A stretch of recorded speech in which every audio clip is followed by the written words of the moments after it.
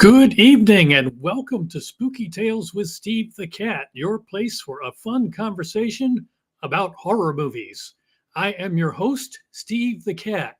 It is Monday evening. It is December 23rd, only 2 days to go until Christmas. If you have not finished your Christmas shopping, you are almost out of time. It is 10 p.m. here on the East Coast. And it is time for the show. On behalf of the entire cast and crew here at Spooky Tales with Steve the Cat, welcome to the show. We are coming to you live through the power of the internet. We are live on YouTube. We are live on Facebook. We are live on X. And we are live on Twitch. Of course, if you don't catch us live, you can always catch a replay at any time on any one of those platforms. You can also capture replays of full episodes on Rumble. So no matter what your platform of preference happens to be, we've got you covered. Now, for those of you who are new to the show, let's explain. I am speaking to you live right at the moment. Spooky Tales with Steve the Cat is a pre-recorded show. That is because some elements of the show are animated and it just doesn't work well as a live broadcast. So it is a pre-recorded show, but we host it in this live format, so you're watching a live broadcast of a pre-recorded program because that gives you the opportunity to interact with other members of your family in the comments. And you can see on the right side of the screen the comments. We've got some people starting to join us.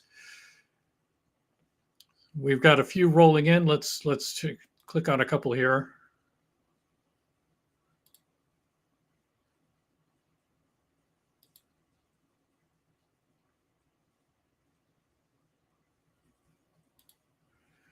All right. So thank you all for joining us. Welcome to the show. Of course, the show could not come to you without the cooperation of the good folks at the PBDC Collective Incorporated, your exclusive home for Spooky Tales with Steve the Cat. PBDC Collective Incorporated is your place for cool content for nonconformists, whether you are interested in horror movies, true crime, creepy stories, weird history, unexplained events, or interviews with your favorite haunt actors. We're sure to have something for you. You can find us pretty much anywhere. You can find us on the web at psychobunnydc.com. You can find us on YouTube. You can find us on Facebook. You can find us on Rumble, X, and Twitch. You can find us on Instagram, Discord, Locals, and Patreon. So no matter where you look, you can find the PBDC Collective. Stop by, check out some of the cool programming, like and subscribe, and just sit back and enjoy. So before we get into tonight's episode, we're going to quickly recap where we've been this season.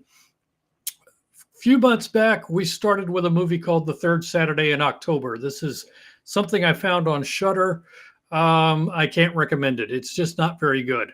It's intentionally not very good. So it's one of those things where it's meant to appeal to somebody who wants something that looks like a bad horror movie from the 70s. Still, I can't recommend it. A couple of weeks after that, we did an 80s creature feature called The Brain. The Brain was a better film. Still not an outstanding film, but a better film than The Third Saturday in October. 2 weeks later, we did a good one. We did one called Clown. Now, this film is not directed by Eli Roth, but it is produced by Eli Roth. And it is dark, disturbing, violent, brutal, and very entertaining and very well made. So Clown, we can recommend. A couple of weeks after that, we switched things up and did a comedy. We did something called Benny Loves You about a murderous animated plush toy. Good film, worth watching. After that, we followed up with The Funhouse Massacre. Kind of a conventional slasher movie, except for the body count is explosively high in this one. 2 weeks ago, we did a film called Jennifer's Body, another good one that I can recommend. Megan Fox and Amanda Seyfried in a movie about demonic possession gone wrong, assuming that there's a way for demonic possession to go right. This one definitely went wrong. Good movie, definitely worth watching. But tonight, drum roll please, tonight we are doing Winnie the Pooh, Blood and Honey. Yes, you've heard of it. You've read about it. You've heard about it on the internet. Winnie the Pooh, the story has passed into the public domain, and so naturally somebody had to make a horror movie about it. This is it, Winnie the Pooh, Blood and Honey. Found this one free with ads on Pluto TV. Always check the free streaming services before you shell out the $3 to rent a movie. And with that, we're going to get this one going. So hang in there, everybody. Thank you for joining us. And on with the show.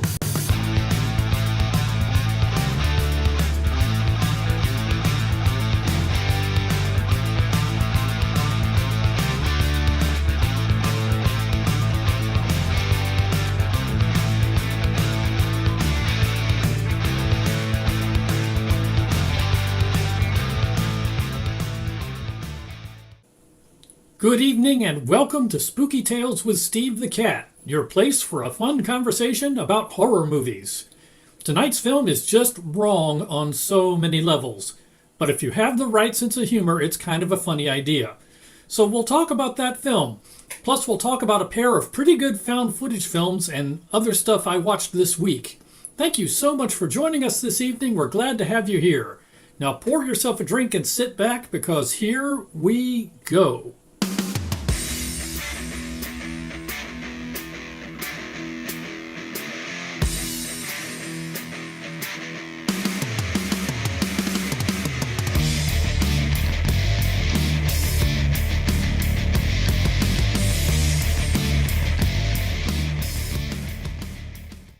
Deep in the 100-acre woods, a young boy named Christopher Robin came across some most unusual adolescent creatures.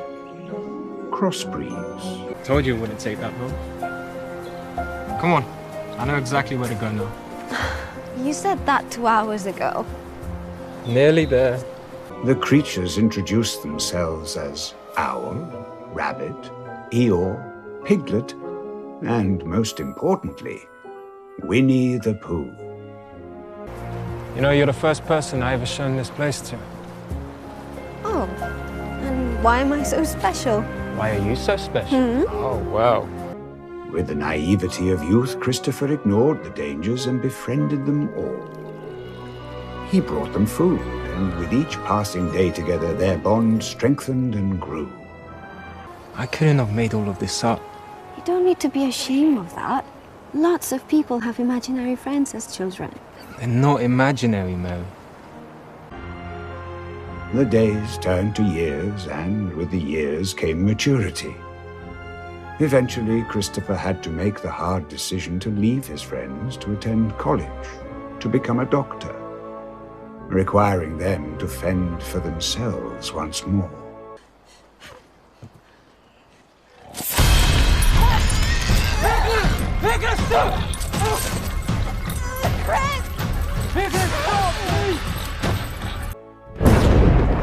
Then winter arrived. The nights were deathly cold, with the land barren and completely devoid of food.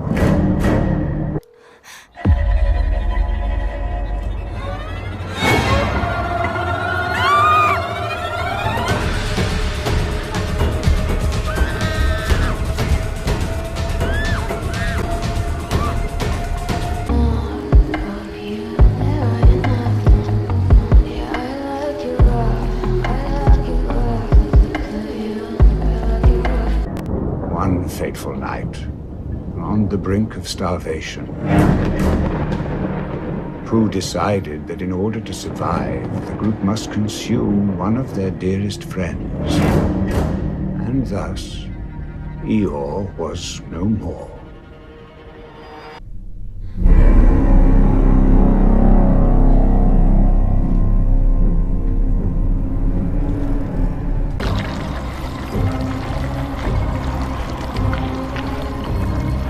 We can't stay here, Alice. We come back at any time.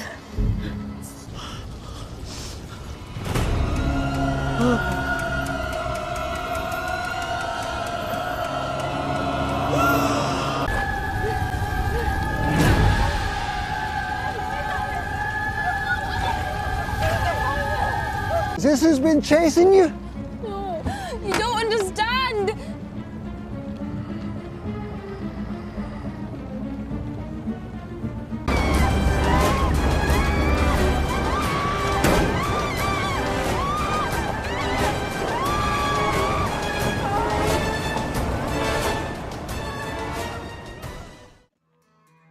It is time for our featured film review. Tonight we are talking about a film called Winnie the Pooh, Blood and Honey. Yes, I finally got around to seeing Winnie the Pooh, Blood and Honey. I was going to shell out the $3 to actually rent this one, but then I found it for free with ads on Pluto TV. So before you set out and rent this one, check the free streaming services. You may be able to find it. This, of course, is a slasher horror comedy that was released in the year 2023. It was directed by Rhys Frake Waterfield, and the cast includes Craig David Dowsett, Chris Cordell, and Nikolai Leon. Let's talk about Winnie the Pooh, Blood and Honey. If you're going to sit down to watch Winnie the Pooh, Blood and Honey, what you should expect is a dark slasher adaptation of a children's classic, for better or for worse. Yeah, you're either going to find the premise funny or find it horrifying. There's really not a lot of middle ground on this one. But the title pretty much tells you what the movie's going to be. If you like Friday the 13th, you might like Winnie the Pooh, Blood and Honey. It's very much a conventional slasher kind of movie once you get past the premise of beloved childhood critters gone bad. Let's get into setting your sights for this film. This is the scale we like to use. On the far left side of the scale, we have very campy films such as Jason X. On the far right side of the scale, we have very serious films such as The Silence of the Lambs. As always, this scale is not intended to judge the quality of the film, but is intended to show what your mindset needs to be going into the film if you're going to enjoy it. Winnie the Pooh, Blood and Honey was kind of hard to categorize because on the one hand, it is a completely campy premise. The idea of Winnie the Pooh and Piglet going bad and becoming murderous feral creatures is pretty ridiculous when you get down to it. On the other hand, the film is played absolutely straight with no humor of any kind. So I've put it in the middle. It plays like a conventional slasher movie. Pretty much standard, very much in the vein of Friday the 13th. Now before we go any farther, we need to get into our vocabulary lesson. This, of course, is the part of the episode where we discuss new and innovative words and phrases in an effort to stay ahead of social media bots and algorithms that would otherwise try to ban our conversation. Social media is a minefield of things you can't say without getting banned. So to stay ahead of that minefield, we invent our own vocabulary here. We come up with our own terms to use in the scorecard for rating movies. Our first term for tonight goes all the way back to the very first ever episode of Spooky Tales with Steve the Cat, possuming. Possuming is the action of converting a person or animal to a two-dimensional form through the use of a moving motor vehicle. Much like the possums you see on the side of the road if you live down south. Note, of course, that the O is silent. Our second term for this week is stud detecting. Stud detecting is the action of attaching a character to a wall or other vertical surface by penetrating the abdomen or thorax with a bladed or pointed weapon, thus leaving the character hanging like a Jackson Pollock painting. So those are your vocabulary terms. Please keep these terms in mind. They will become important later in the episode. Let's get into a film summary. If you're going to sit down and watch Winnie the Pooh, Blood and Honey, what are you in for? Well, in this story, as a boy, Christopher Robin befriends a group of anthropomorphic creatures in the 100-acre woods. Rabbit, Bear, Pooh Bear, Piglet, Owl, and Eeyore. Christopher Robin eventually grows up after spending his childhood days with his friends and leaves for college, leaving the creatures to fend for themselves. A harsh winter leaves the creatures brutal, feral, and murderous. Yes, one of the creatures does not survive the winter. He's eaten by the others because they are starving. And the harshness of that act drives them all mad. Christopher Robin returns 5 years later to introduce his fiancée to his friends, not knowing that they have become feral killers in his absence. Yes, Christopher Robin is in for a rude shock. And this, of course, brings us to our villain profile for the film. Our villain for this film is Winnie the Pooh. Oh, bother, silly old bear, there he is, Winnie the Pooh. He is of the class of beloved childhood icon Gone Feral.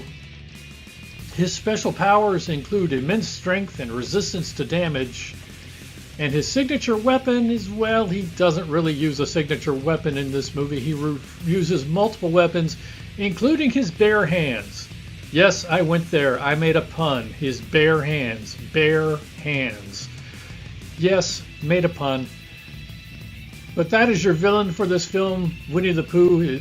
Piglet is also a villain in this film, but we've decided to focus on Winnie the Pooh. Let's talk about the things I liked about this film. Right off the bat, the premise is so demented that you have to laugh, at least if you're me. It's a well-executed opening animation to open the film, to set up the backstory. The film never rests for too long, keeping the action moving, so it doesn't become boring or bogged down. It has a respectable kill count for a slasher film. Although the premise of the film is comedy, the cast plays the entire film straight with no humor of any kind. That will depend upon your mileage. Your mileage will vary on that one depending upon your personal preference. I found it kind of interesting that they went about it that way, that they tried no humor in the movie, which is such an obvious humorous premise. Kind of works, kind of doesn't. Could use some humor to lighten it up, in my opinion. It is a guilty pleasure kind of film. It's one of those films that you don't admit to people that you enjoy, but it's worth sitting down as a guilty pleasure. Of course, there are some things that could have been better with Winnie the Pooh, Blood and Honey. Some of those things including the premise is horrifying if you don't have the right sense of humor. If you don't have the sense of humor about these kinds of things, you're going to be mortified by the premise of this film. Bouncy camera work is bothersome. There's a scene in the beginning where Pooh chases down one of the girls who's in the 100 Acre Woods on a girls' retreat. Then the camera is bouncing back up and down, back and forth as they're running along, and it's just, it's bothersome.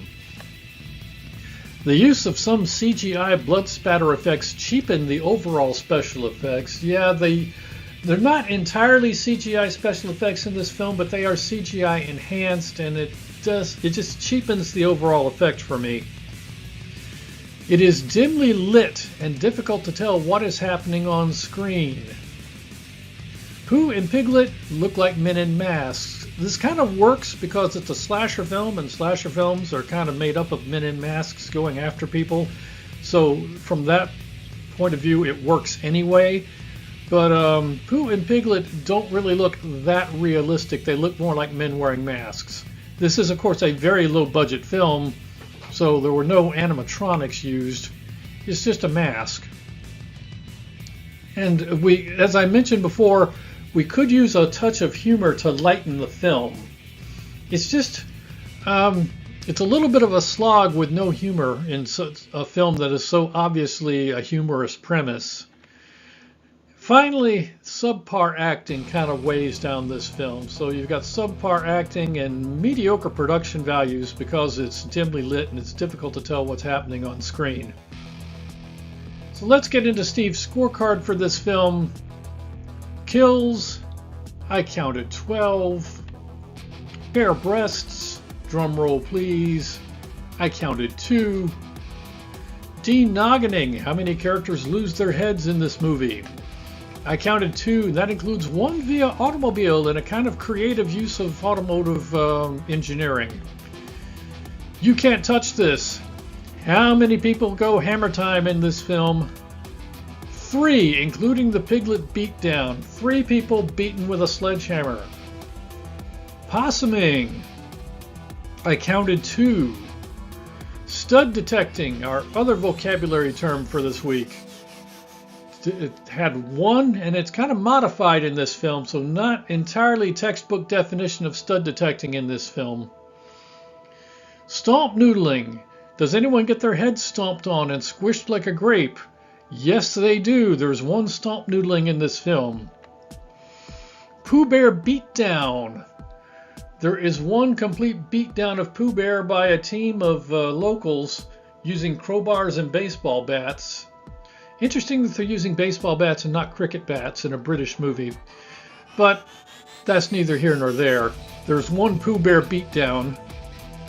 There's one Piglet beatdown in this film. Piglet gets beaten down with a sledgehammer. And finally, use of the wood chipper. There is one use of the wood chipper. It's not as interesting as you might think because it's kind of ruined by the use of CGI blood spatter effects. But you get one character through the wood chipper.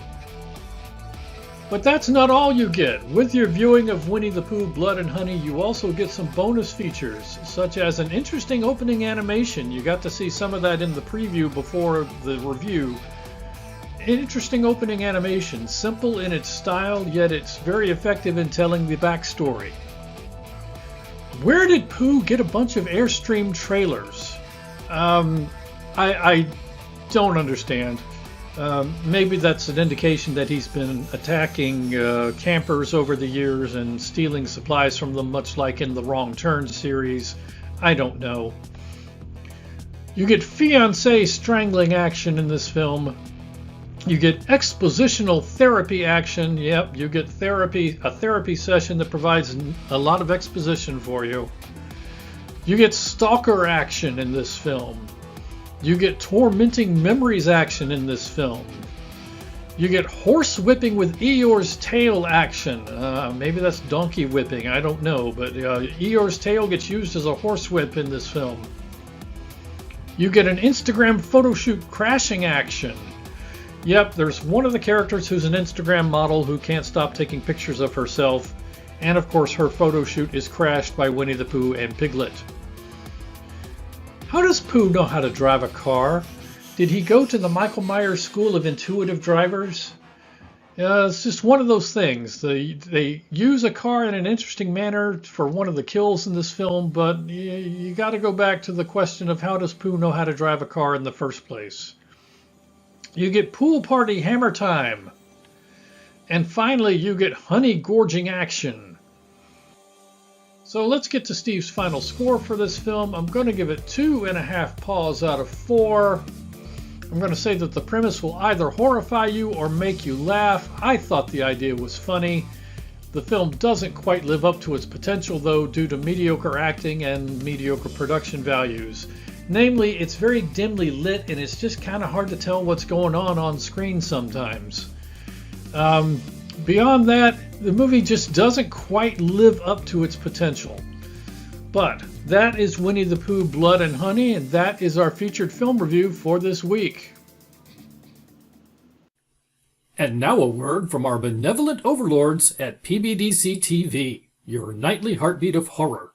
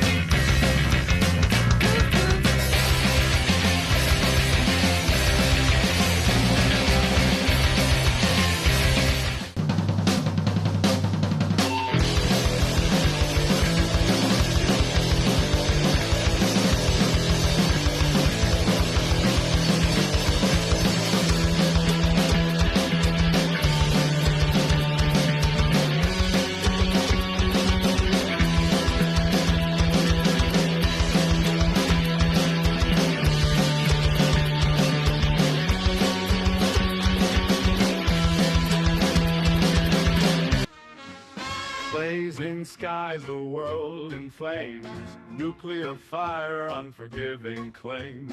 I survived through the dust and ash, came back in time to give you a chance. We've reached the end of another episode of Spooky Tales with Steve the Cat, but before we go, as is our tradition, we're going to take just a minute or two to talk about some of the other stuff that Steve watched this week. This week we watched a film called Lucky Bastard. Lucky Bastard is a 2013 found footage horror film that we found on Amazon Prime. In this film, Lucky Bastard is a subscription porn site that features porn actresses having a sexual encounter with a regular guy. So subscribers provide an entrance video, and they're selected at somewhat random to appear in films on the site. Website owner Mike convinces porn star Ashley to participate in a shoot for the Lucky Bastard site. Initially, Ashley is hesitant, but Mike makes her an offer that she can't refuse.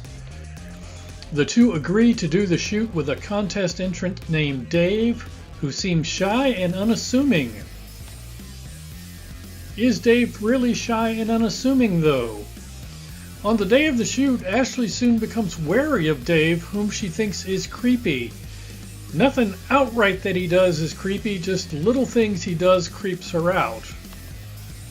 The shoot leads to an escalating series of humiliations for Dave that cause him to snap and eventually seek revenge upon the cast and crew of the shoot.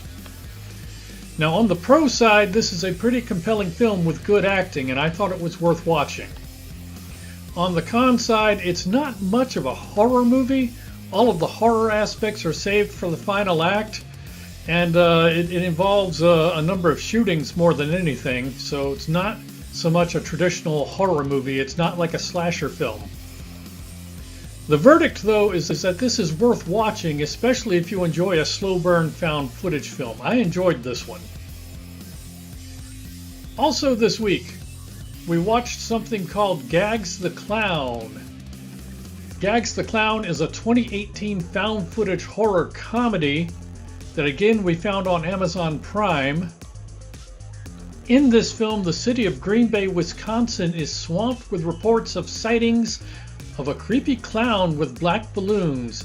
Yes, this is loosely based upon real events from years ago where people reported sightings of mysterious clowns, and no one ever really figured out who they were or why they were appearing. The clown, known locally as Gags, appears and disappears seemingly at random, and his identity is a mystery. The film follows one night's activities for a variety of people, including police body cameras, a local news reporter, and home video shot by some teens using the whole situation to cause trouble. Yes, the teens have a clown costume and are using this whole thing as an opportunity to go around messing with people. All of the separate storylines, though, are eventually tied together in an encounter with Gags the Clown at the end of the film. Now, on the pro side, I thought this was a very entertaining and interesting premise that makes you want to watch until the end. On the con side, the ending was mildly unsatisfying and leaves many questions unanswered. But overall, I would recommend this one, especially if you enjoy found footage films. So that's Gags the Clown. So 2 films this week, both of which I can recommend, both found footage style films. Lucky Bastard and Gags the Clown. We can recommend both of them for you, especially if you find an interest in found footage type films. Both of these two are above average and reasonably well done. So with that, that's other stuff Steve watched this week, and that wraps it up for this episode. Well, that concludes another episode of Spooky Tales with Steve the Cat. Thank you so much for joining us. We're glad you were able to drop by. If you did enjoy the show, then please check us out on social media. You can find Steve the Cat on YouTube, Instagram, Facebook, and Twitter, which I suppose is now called X, but everyone still refers to it as Twitter. So regardless, please stop by and hit that subscribe button. Spooky Tales with Steve the Cat is available exclusively through the PBDC Collective Incorporated, now legally incorporated and still your heartbeat of horror. You can find us on the web at psychobunnydc.com, or you can check us out on YouTube, Facebook, Twitch, Instagram, Twitter, Rumble, and Patreon. That wraps up the show for this week. Thank you so much for joining us. We'll be back again soon with another all-new episode for you to enjoy. For now, thank you for watching and have a great week. Good night, everybody.